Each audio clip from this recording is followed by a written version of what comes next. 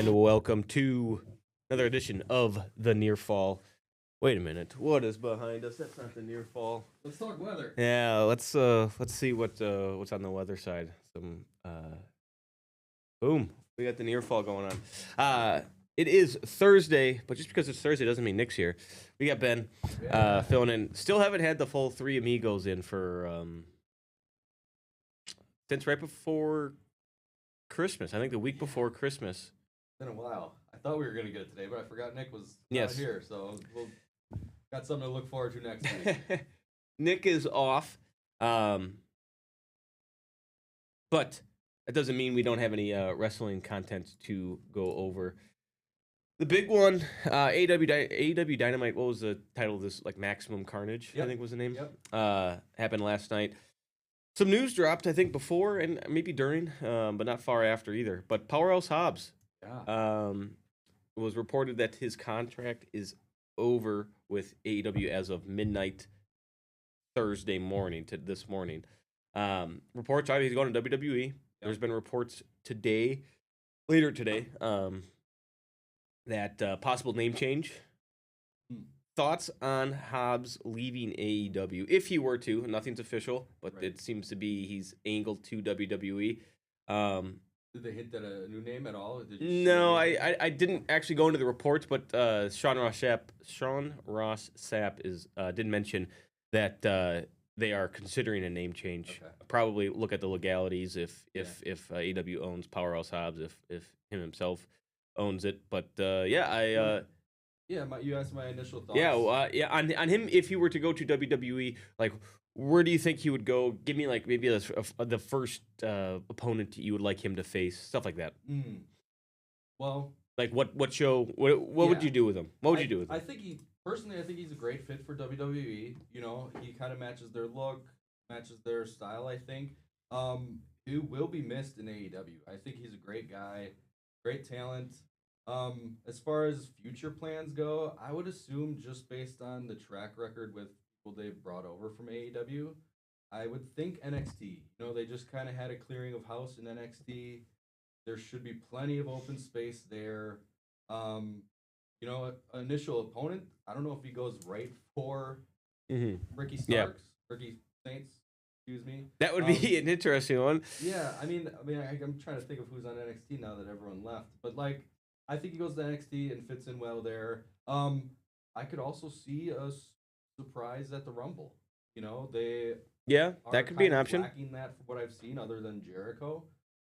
So I'm hoping to see a surprise at the Rumble, and give me Powerhouse there. So they did have the trios championship match got announced on Dynamite. Yeah, but it already got recorded, I believe. Right. So. You know, I think no spoilers. A little bit of some writing on the wall there with what they do with the championship. Yep, and it's if it is the case, it's Hangman. And who's the tag team he's with? Was it Speedball? Jet Speed. Jet Speed, yeah, Speedball or Jet Speed. Yeah, you're right. Powerhouse Hobbs in WWE. My first thing would be Obafemi, but I don't want Obafemi to lose, so it would kind of stink to have Powerhouse Hobbs debut and lose right away. But I mean, that would certainly do good. Rusev could be an option. You have him going right to the main roster, or it stinks because I think he's on a similar path to Ricky Starks, Ricky Saints. I mean, no offense to Ricky, I don't think he's on much in NXT. He's just not ideal. Powerhouse, I think, probably has a little bit more of that main roster look. I mean, I have a feeling WWE would put him in NXT. Because he isn't big enough to where he can go straight from AEW to WWE, the main roster, that is. One of the big things I would say is WWE, like it or not, can be a little bit petty, and saying this guy's good enough to go right to the main roster. I don't know. Like, who is the last AEW person to debut on WWE? It had to be Jade Cargill, right? Or did she start at NXT? No, I think it was Jade. It was Jade? I can't think of any other. Yeah, I mean, obviously you have like the Aleister Blacks, but those were from WWE to AEW back to like Andrade. Like those guys were already established stars before they debuted on AEW. So it wasn't like they were a pure AEW. Like you're looking at Ricky Starks went straight to NXT. Ethan Page, who I mean, I haven't seen him on NXT recently, but I still like a lot of the work he does. Lexus King, kind of. He started in WWE, but he really wasn't on at all. And then in AEW, he was on. He was featured a little bit more. Came straight to NXT. Anybody? I don't think. I'm trying to think of like main. Yeah, I mean, obviously, a lot of these undercard talents that kind of go from to and from every other week, so it's kind of hard to say for sure. I would say what else? Who else is something that? Yeah, I don't know. If you're starting in NXT, I mean, maybe like he turns on somebody Ricky Saints is going against, and then they join up again as like a tag team. Yeah. Maybe no, but I don't know how awesome I feel about that. The last thing I would say is he will be missing AEW. They could never get. It was always like half push. He never got the full push. It was always like you start with him, and it kind of just wouldn't go past a certain period. Yeah, and not too many singles opportunities there too. Yeah, there were also a little reports bit, but that yeah, he got a pretty handsome offer from AEW. yes, and he left on good terms. You know, maybe WWE knowing that. That's the thing is that it's hard like when these reports come out because then he kind of loses some of that leverage with WWE. It's like, oh, if you didn't take that with AEW, why are you then like we're gonna offer you lower because you obviously want to test the water. So maybe he'll come back. I mean, there's certainly a world in which he does so. I wouldn't mind. A Rumble is probably I don't know if the best spot to start, especially without a name already established. Yeah. So you don't think? What would you imagine the crowd reaction would be for Powerhouse Hobbs in the Rumble? Music hits. What's his music though? He doesn't have like that. Right. He doesn't have like the nostalgic entrance, which I think is key. The most important thing in the Rumble is the entrance. As you've seen, like some of these ramps are so long, or people you don't even know who. Like, no offense to, who's like Rey, like the Rey Mysterio's like partners, the LWO people, like their music hit. Nobody knows who no. It's like who's coming out right now. So I don't know if I don't know if his music's good enough. Obviously, the people who like are a little bit more in tune with the wrestling, not just WWE, will know. Be like, oh, that's cool. Like that's cool. Mm-hmm. You'll get a good showing. But at the same time, it would be a great spot to show him. Eliminate 3 or 4 people. Yeah. Throw them over the ring. Power type that fits the Rumble. You know, get in there, get some eliminations, and you're sent back. So, to me, it would be cool. I feel like the Rumble hasn't had that in a while. You get NXT people, not much surprises. Be a surprise. So. Yeah, I mean, I wouldn't be shocked. Like, I'm trying to think who would be like I would be more shocked if Karrion Kross came back than Powerhouse Hobbs. Yeah. So we'll have to see on that end. All right, enough Powerhouse Hobbs. We did a little bit more, probably the more that we've ever talked about Powerhouse Hobbs leading into the show. All right. Now let's stick before we get into AEW Dynamite. We'll talk a little bit some of them. We'll go to a break. But the Rascals signed with AEW's TNA going from TNA. Some people thought that they were going to re-sign with TNA or WWE and go from there. But with AEW, all 4 of them, I don't know their names, but I know they're a solid tag team group. Yeah, I don't know their current names. The 2 that were formerly in WWE were Wesley and Nash Carter. Okay. More familiar with Wesley. Yep. Right. I might have seen a couple of their matches in TNA, but they do fit the WWE or AEW style. Yep. That is kind of a shocker. You go from TNA, which is not officially partnered with WWE, right? I don't even know what to call it at this point. But they jumped ship too. So you got 2 pretty much on the same level there, kind of, with Powerhouse Hobbs and some of members of the Rascals switching back and forth. So, if you look at it as like a trade, Powerhouse Hobbs for the Rascals in a way, that's pretty even in my books. Yeah, I'm already looking forward to the Jet Speed versus Rascals match, stuff like that. Like that'll be good. Showcase. I think they bring like, excuse me, obviously a great style fit with AEW. I would be curious to see what they do per se in the sense of are they going to be actually competitive for these belts? I mean, tag team belts, presumably.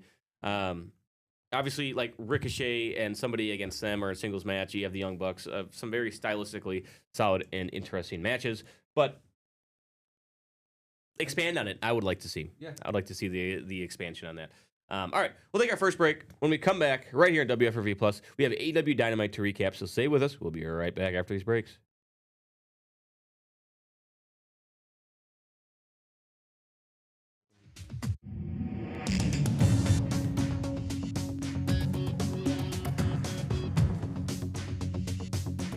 Hello and welcome back to The Near Fall. I am your host, show the name, Devin Willems. We have been in-house here for today's Near Fall episode. We just got done talking about a little bit of AEW additions and subtractions with Powerhouse Hobbs set to possibly leave and the Rascals for sure coming in. Now it's time to actually talk about the show. Started off with Darby and Pac, right? Yep. I thought a solid match. I am just kind of over, again, the Death Riders and Darby. Darby, I mean, the steel steps spot. Yep. Where Pac, like, belly to belly him onto it. The sound it made, obviously, it was the one that made the rounds across the internet recently. He won. What do you think is next? I mean, obviously, I thought the match was fine, solid. No complaints on the match, but isn't something that I haven't seen per se. Right. It was the rematch from Full Gear, right? You touched on it with the whole Death Riders Darby thing. And it was kind of maybe hinted at in the broadcast. Who knows if this is the Darby goodbye with the Death Riders storyline, right? He now has wins over all of them. Finally beating Pac. So maybe it does conclude here, and Darby moves on to I wouldn't mind it. Title picture, whether it's You're talking my language. not world title, probably that's a little crowded right now. Yep. I'm thinking national. Yeah, with, Ricochet. Yeah, Continental. There's a number of ways you can go. I think that storyline is now capped, and you start getting in the title picture. What do you think is next for Darby? Or, I'm sorry, Death Riders. We just talked about what's next for Darby. Death Riders. Yeah, me and Nick have been talking about that for like weeks, and it's just like, now you got Mox as a face in a way. Sure. And you still have, not so many antics as the Death Riders showed in the past, but they're still there. They're still interrupting matches. They're still doing that kind of stuff. I really don't know what's next for them. Yeah. You stick with Mox. I don't see it ending as a group, but it's just kind of that in between of, are we faces, are we heels? What are we kind of doing here? Identity crisis is how I would describe the Death Riders right now. What is Pac? Dude, like there's nothing. They've done so much. The Death Riders have been around for what, a year plus minimum. John Moxley obviously has been around for a bit. I would love to see some sort of identity, hard set identity of, okay, we've had a little bit of run-in. We've had a little bit of, attacking. We had the belt. We hid the belt. We wanted to fix AEW. Now, get an identity. You know what? I am sick of all of these news guys trying to take in our places. So they're going to attack the Rascals. They're going to go after Andrade. What about going after belts? Hey, you know what? We've really struggled in singles. Our strengths, our teams. We're going after the tag teams and the trios. We want 5 belts around us. The 2 tag team belts and the 3 trios. So like 5 actual belts. Go after that. Or maybe just say, John Moxley says, we're hurting ourselves. We're going in a different direction. It seems like we always get our foot stuck in the door, or we trip over our own feet. So I'm gonna, we've done a lot of good things. I'll see you down the road. And then he goes after the singles. Mox and Wheeler tag team. Pac goes his own way. Marina goes with Mox or something. I don't know. But so you kind of lean more towards like just find an identity. I don't know what their identity is right now. They're so talented. And even as a team, they're not bad as a team. And both. But like, I think one thing I can for sure say I want to see, and maybe it's probably not right away, but I really want to see a Claudio and Mox program. Sure, I'm in. With the split in the Death Riders, those two. Man, I want Claudio just like, I mean, he's reaching that later stage of his career, right? I want some single title chases here with Claudio. Yeah, he's been close. He's been close. The C2 class. I mean, he needed to beat. I don't know who the last person was, and he tried to. I don't remember. He screwed it up and he got pinned, and otherwise he would have been. He was a favorite to make it in. Yeah. But yeah, I mean, isn't Moxley the Continental Champion? Right. Yeah. So maybe he stays with that. And he says, "Listen, I'm the champion. I'm gonna go. It's time for us." And I don't know, but maybe Claudio challenges for the belt. I don't know. I would just like some direction, because right now it just feels like they're existing. they attack one person, and then they feud with them for like 4 weeks because they fight each person in a different match every week. Yeah. So it's like Wheeler 1 week, Claudio the next week, 2-on-1 handicap match the next week, a no holds barred the last week, stuff like that. So it's like I've seen that enough. Yeah. So maybe it's like Bryan Danielson saying like, listen, Mox saying like, I need help, and That's Bryan another Danielson aspect. says like, okay, here's a list of 5 people, beat them, and then come talk to me or something, and then like maybe Yeah. stuff like that. So I don't know. I would just like an identity from them. All right, moving on. Mark Davis and Jake Doyle. Okay, boy. Jake. He was Jake something. Yeah, I was gonna say. Now he's Jake Doyle. And listen, I love the look of him. I Oh love my that God. I love that like hamstring wrap, that like leg wrap. I And really you've like that. always loved Mark Davis too, right? I love United Empire. So I mean, him and Kyle Fletcher, I would love to bring the United Empire. I would love a reunion with him, Ospreay, Fletcher, and so And they won that match. they did. That's right? why I'm talking. Yeah, so they have a tag team title opportunity against FTR. FTR. I like the match. I'm not saying they're going to win, but FTR, Mark Davis is, I think, is a very solid wrestler. Jake Doyle, a great spot to showcase him. Now, like, I would like to see him and like Claudio, him and like other, like There's so many matches Yeah. there. Yeah, I mean, if it weren't so fresh in FTR's title run, yeah, I legitimately would not mind them wouldn't mind taking it the either. titles. No. They looked so dominant in that match and Mhm. just so like they look like they've been teaming together for years. they got. I like their look too. Yeah. They And you got the Don Callis family behind them, Yeah. right? So like, there's a lot to go off of there. They look the part. They feel the part. Yeah, they might not Yep. take these titles now, but hopefully a man, good showing. They Hopefully a really good showing. boost that tag team division. All right, and then MJF and Bandito. We're ending the show, not our show. Oops, we're ending this segment with a really good match. What was the? Do you know how long the match was? I don't. If I had to guess, I would say just north of like 15 minutes, like 16 to 18 would probably be my guess. January 14th. Seeing it. Me and Nick. I said, do you think they will go long? I asked Nick this on Tuesday. Because it went 10 minutes past the hour and it started. Really? Yeah, I would at least say 15. That's not what I'm looking for here. But man, while you're looking, I'll talk a little bit. Yeah, I mean, it was a great match, for sure. But yes, what were your thoughts? Obviously, I think everyone kind of assumed MJF was going to win. And Yeah. he did. But go ahead. Let's see what let's hear him. Well, I mean, I've been touting Bandito for a while, right? We had our like year-end awards, right? And I said I would have given Bandito the in-ring performer of the year award. He's been so good, so fun, so many unique spots there. The one where he was off the top rope and MJF was like outside of a barricade. He jumped off the top rope and did like a crossbody. They like jumped so far. Bandito deserves to be a main eventer, deserves to be challenger, deserves to be at the top of these cards. And MJF said it after the match. So MJF, he won, obviously. And then afterwards, he had a lot of praise for Bandito. He said, you know what? When they said you were deserving of a world title, I laughed, but now I see it. And this is why I have to take you out. And then he attacked him, and Brody King made the save. But overall, great match. Man, MJF is such a unique blend of like old school and new school.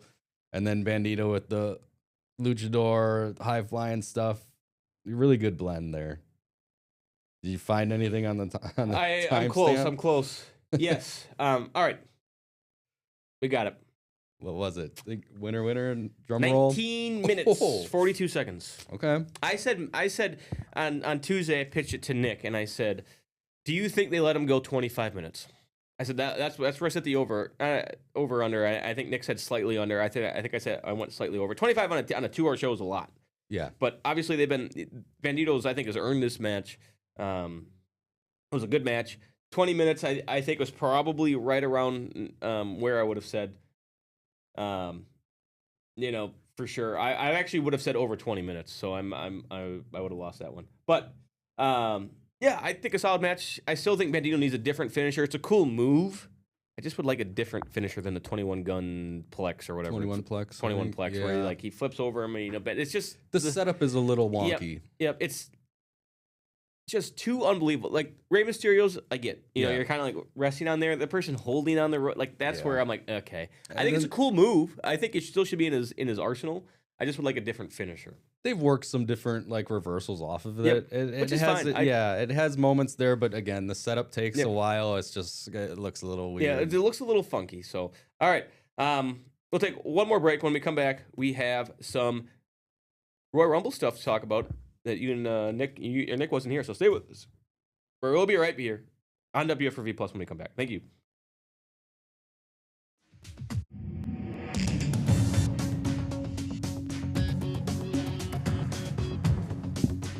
Hello and welcome back to The Near Fall. I am your host, Devin Willems. We got Ben here on a lovely Thursday. Royal Rumble, right around the corner. Yeah. So with Saturday night main event coming up, I don't think it's this weekend. I think it's next weekend. It is, yep. I pitched the idea to Nick of making our picks for Saturday night main event. Whoever wins gets the first pick for the Rumble winner. Okay. And nobody else can pick that person. Okay. So you get the first pick in both. Do we each get one pick? Yep. Or One are we pick doing for like the a Royal little Rumble. tiny draft? Almost like it's essentially would be a draft, but you get to pick the winner. Not you, but whoever would win gets to pick the winner. And you pick The Royal, like both men's and women's first? Yes. Okay. Yes. Wow. Big Because there's probably going to be like 4 matches on the card. Yeah. And it's going to be hard to and then we'll have to do the picks the week after. So it's kind of like put some stakes, almost like a Money in the Bank type of thing, like a whatever you want to call it, like a stipulation that the winner gets to pick. So obviously there will still be other matches on there. We'll probably still have some other stuff, like who comes out first for both, who comes out last for both. Those we can share. Yeah. But the winner unique is unique to there'll be no duplicate winner picks. Yeah. So we could also do like longest in the match, most yeah, eliminations. that's gonna be hard to we'll just have to track it after the end. Yeah. I'm sure they'll release some of that. Yeah. Because normally they don't say. Sometimes they started to include those statistics of like, oh, this person's been in the match for 45 minutes. This person has 12 eliminations. But yeah, we'll figure that out as the card kind of develops. But that Saturday night main event, we'll have to touch on that. Did you see the status of the arena? No. Not great. The arena itself? Yes. Like the condition of it? It's in Where is it? Saudi Arabia. Oh yeah. Okay. It's not built yet. What? Yeah. There's just no arena? No, there's it's missing part of it. I don't know if I can bring it up. I did not see any of that. Royal Rumble Arena. Is there a chance they move it somewhere else? If I don't know that I don't know. It's in 2026. Construction. Well, there you go. I'm picking the arena to be my winner. So this is yeah. Let's see if I could pull it up here. I'm doing it in live time. But yeah, so it's this is the image that I'm gonna try to see if I can pull up here.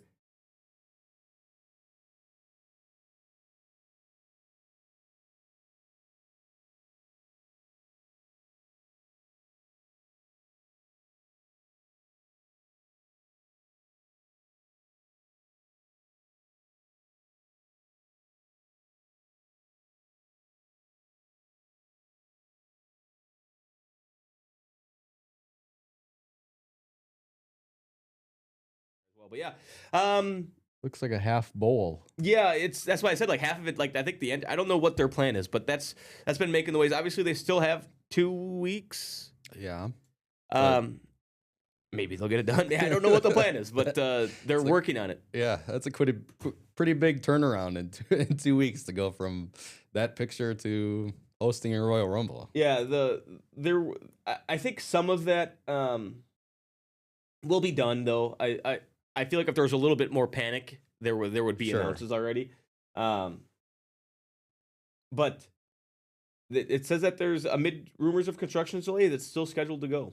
So maybe not. We'll have to see. Yeah. All right. Early predictions for the Rumble, though? Anything that you want to talk about for the next minute and a half? I think we're gonna get Chris Jericho. I think that's a given. Okay. Whether people want to see him or not. I would like a big showing from Oba.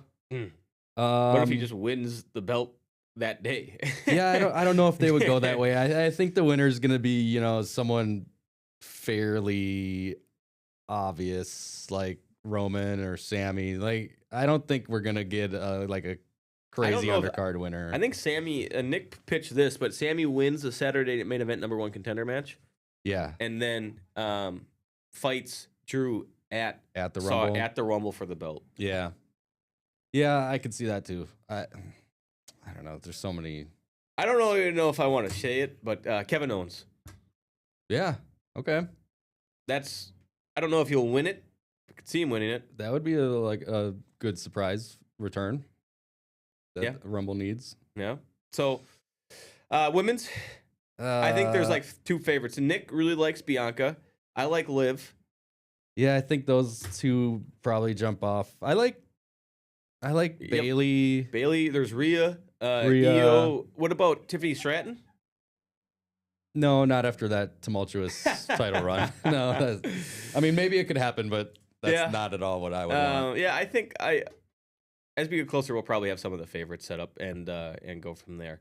But all right, that's been today's episode of the Near Fall, a little two-man show. Where if you can't tell, I'll show Ben. Oh, that's not it. I'll show Ben's full camera, but we got some construction going on here, so expect some changes going on between now and the next episode.